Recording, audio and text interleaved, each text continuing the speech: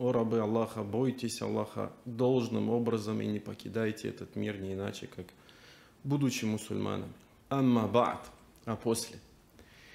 Дорогие братья, у человека в этом мире, независимо от его цвета кожи, национальности и даже религии, если он хочет быть счастливым в обоих мирах, может быть исключительно всего лишь две цели.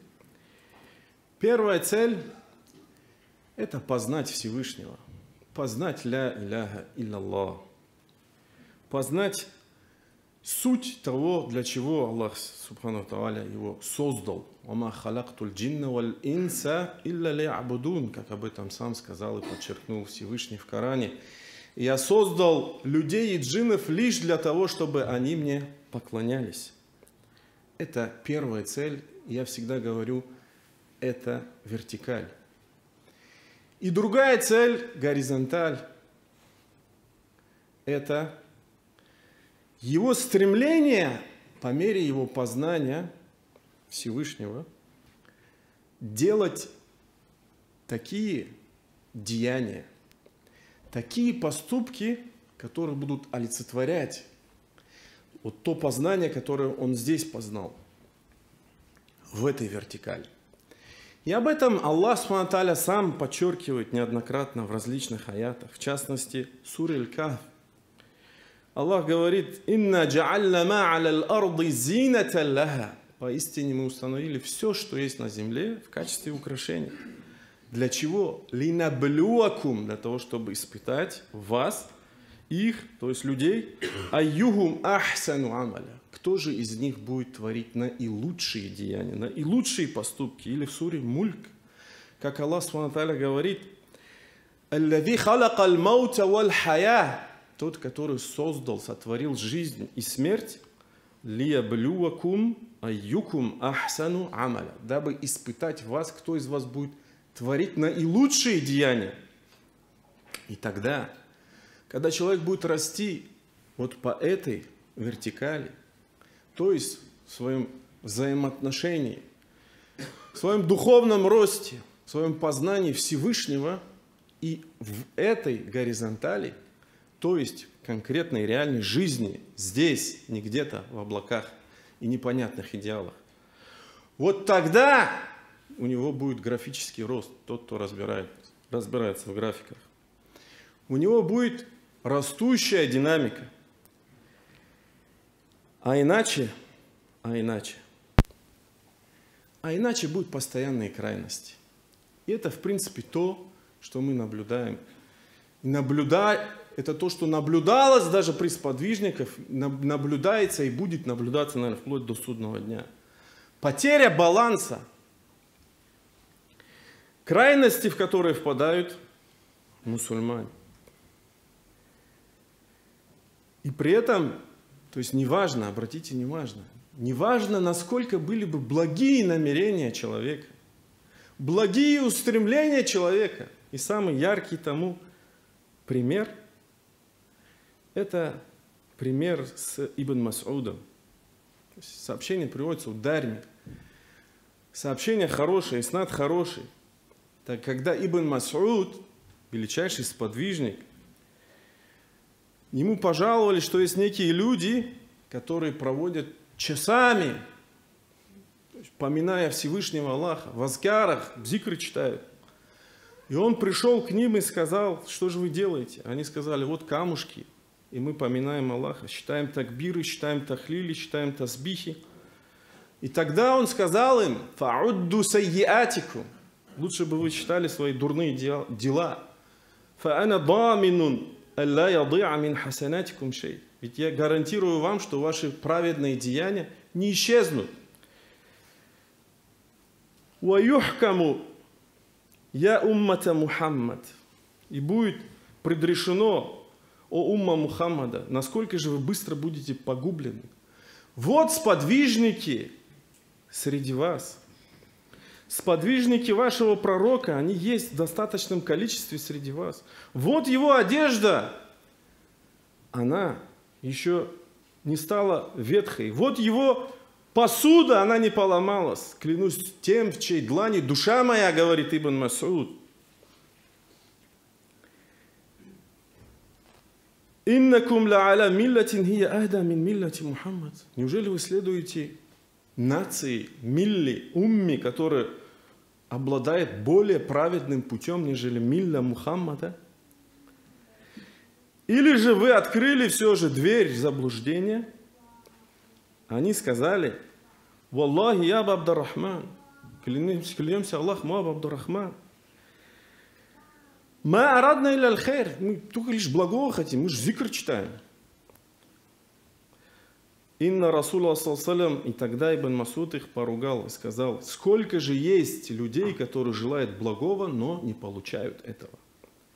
Поистине посланник Аллаха рассказывал нам о том, что будут люди, которые читают Коран, однако он не идет дальше их шей.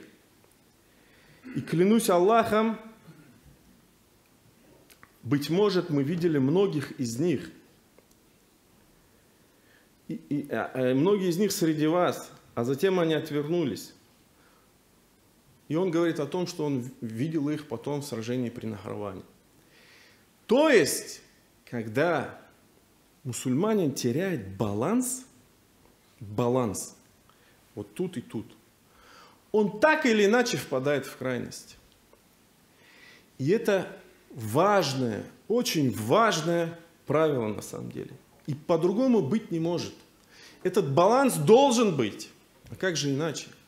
Ведь сам Аллах говорит, субхану тааля, «Кад джа'аля Аллаху ликулли шай'ин кадра». Поистине Аллах установил меру во всем. В данном случае в контексте про развод там идет речь. И как только мусульманин теряет этот баланс, что появляется в мусульманском обществе? Появляются аскеты, отшельники, которые неправильно понимают религию. Клянусь Аллахом, они сегодня среди нас даже есть. И спросишь, чем он занимается, он скажет: путник. Ничем он не занимается. Бездельник ходит. Он будет молиться и будет поститься, но на самом деле он заблудший. Если отсутствует этот баланс, будет проявляться такой же феномен хариджизма, как об этом говорил Ибн Мас'уд в данном даже сообщении. Когда будут выносить табди'а, тафсир, еще хуже такфир. И клянусь Аллахом, в нашем обществе это присутствует. Это болезнь. И как только отсутствует этот баланс, даже если взять семейные отношения, когда родители, например, из желания воспитать правильных детей очень жестко наказывают их, дети начинают невольно что делать? Искажать, возможно, не осознавая того, я специально говорю не лгать, а искажать действительность, чтобы избежать суровости, жестокости родителей. Почему? Потому что баланс отсутствует. И когда отсутствует такой баланс, как я уже подчеркнул, или другой пример, да, мусульмане любят говорить, часами посвящать беседы свои, обсуждая там западных политиков, мусульманских политиков, я не знаю, еще каких-то политиков. Вот когда уносит людей, что они настолько, скажем, уходят в это, начинается выноситься табди'а, тафсир, причем мусульманским правителям, еще хуже такфир. И ты увидишь, что эти люди, на самом деле, да, которые говорят о высоких вещах, о какой-то политике, они далеки, очень далеки от реальности. От реальности созидания того фундамента для этой политики. И это из-за чего? Из-за отсутствия этого баланса. И невольно в этот момент вспоминаешь аят, где Аллах Субхану Тааля говорит: «Я айюхалладзина аману», о те, которые уверовали, «Лима такулуна ма ла таф'алун». Почему же вы говорите то, чего не делаете? «Кабура мактан инда Аллахи ан такулу Велика ненависть Аллаха по отношению к тому, что вы говорите, но не делаете. И мы знаем все, что этот аят был ниспослан относительно тех, которые пришли к пророку и спросили, какое же лучшее деяние, о пророк? И он сказал, вера в Аллаха, а потом джихад, борьба на пути Аллаха.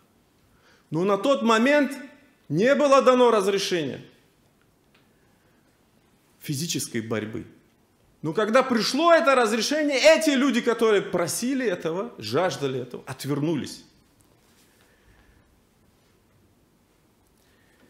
Когда же есть баланс, что происходит?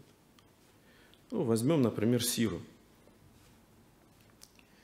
13 лет призыва к единобожию. Сначала скрыто, потом открыто. Затем переселение в Медину, объявление физической борьбы. Затем становление полноценного мусульманского общества с атрибутами государственности. В течение 10 лет. И затем в течение еще 30 лет, вплоть до 41 года от хиджры, что динамический рост того импульса, который задал печать пророчества. Мухаммад, саллаллаху алейхи ва саллям. Вот это яркий показатель баланса. А когда утерян баланс, и как только его не стало, я имею в виду, как только не стало пророка, и как только закончилось правление праведных халифов, аль-Хиляф ар-Рашида в течение 30 лет, что получилось? Это период аммиадского правления, период аббасидского правления. Что получилось? Уже этот импульс пошел на спад. Да, было какое-то развитие, но этот импульс распространения призыва единобожия, распространения ислама, он уже пошел вниз. И почему аммиадское правление пало?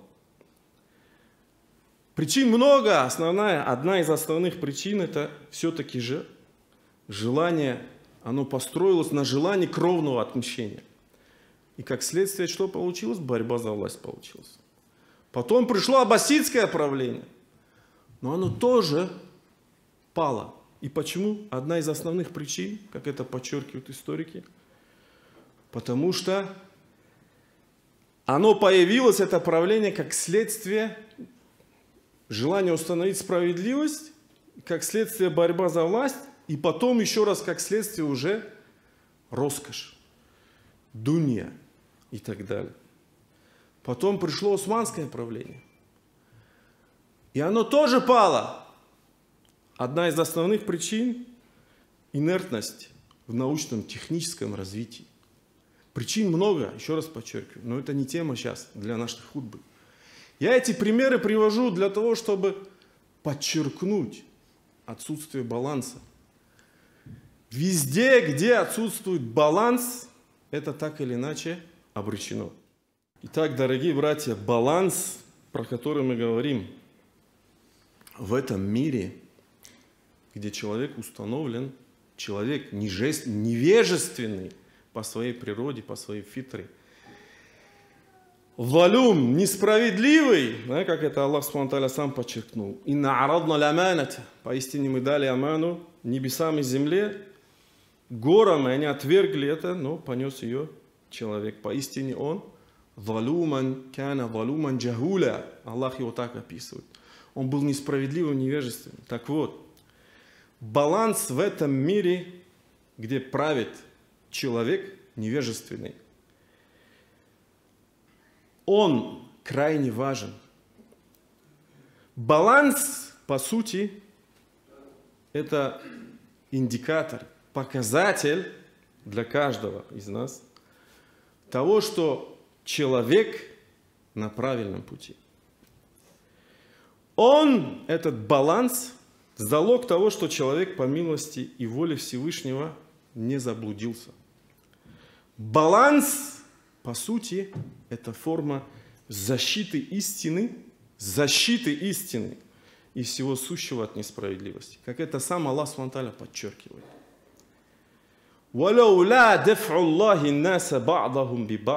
لفسدت الأرض ولكن الله ذو فضل على العالمين. В контексте повествования истории Давуда и Джалута. Они разгромили их по воле Аллаха. Давуд убил Джалута Голиафа, и Аллах даровал ему царство и мудрость и научил его тому, чему пожелал. Если бы Аллах не сдерживал одних людей посредством других, то земля пришла бы в расстройство. Однако Аллах милостив к мирам. Или в другом аяте, где Аллах СУБХАНАHУ говорит: они были несправедливо изгнаны из своих жилищ только за то, что говорили наш Господь Аллах. Если бы Аллах не позволил одним людям защищаться от других, то есть не сдерживал бы одних другими, то были бы разрушены кельи, церкви, синагоги и мечети, в которых премного поминают имя Аллаха. Аллах непременно помогает тому, кто помогает ему. Воистину, Аллах всесильный, могущественный. Эти аяты, в этих аятах также говорится о том балансе, про который я сейчас пытаюсь вам его объяснить. И как раз эти аяты и многие другие моменты, они указывают на то, что поиск баланса в нашей религии это далеко не означает быть инертным, быть, я не знаю, медлительным, идти всегда на компромиссы, держать слабую позицию. Нет! Баланс – это динамика на самом деле. Это борьба на пути истины. Это борьба на пути распространения ля иляха илlallah всем Мухаммада Расулуллах. Именно эти аяты на это указывают. И правильное понимание этих аятов о чем говорит? О том, что Аллах СУБХАНАHУ велел и предписывал бороться, дабы не было тирании, дабы не было несправедливости. Дорогие братья,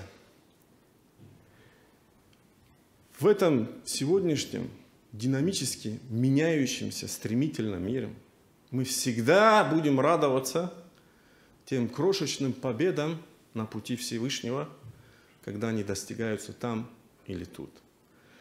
И всегда помните про тот баланс, про который я говорю. И пусть домашним заданием каждого из нас будет анализ. Есть ли баланс у нас в нашей жизни, в нашем личностном развитии?